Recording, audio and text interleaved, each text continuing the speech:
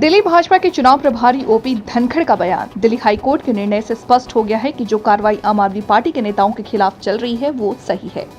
निर्णय इतना महत्वपूर्ण है कि अब केजरीवाल को अपनी गलती मान लेनी चाहिए। केजरीवाल को अब दिल्ली के मुख्यमंत्री पद से भी इस्तीफा दे देना चाहिए। इन भ्रष्ट लोगों की पोल अब जनता के सामने खुल गई है।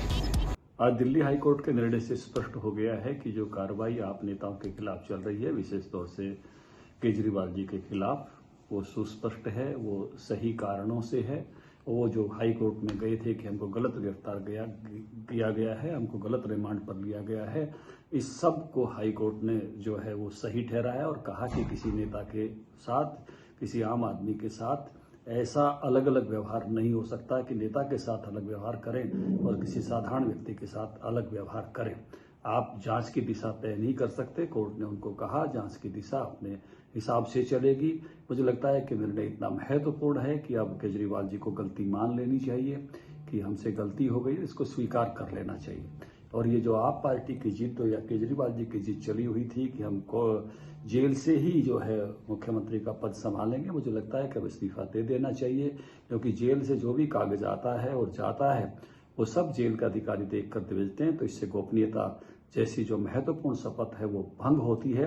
अब आप पार्टी इस मामले में पूरी तरह से, जिसको मैं कहूँगा कि उसकी जितनी भी झूठ अब तक वो चला रहे थे, झूठ बोल करके जो नैरेटिव चला रहे थे कि ये कोई पॉलिटिकल जो है उनके साथ वेंडेटा है, तो अब ध्यान में आ गया है कि केवल और केवल भ्रष्टाचार की कानूनी कार्रवाई है और इसका जवाब भी उनको न्यायालयों में ही देना होगा। इसको अब राजनीतिक एजेंडा बनाकर दूसरी पार्टियों के खिलाफ या सत्तारूढ़ दल के खिलाफ प्रस्तुत करने का जो वो रोजाना का काम करते हैं, अब जनता के सामने ये भी पोल खुल गई है कि ये भ्रष्ट हैं और भ्रष्टाचार के कारण ही ये लोग जो है आज हिरासत में हैं।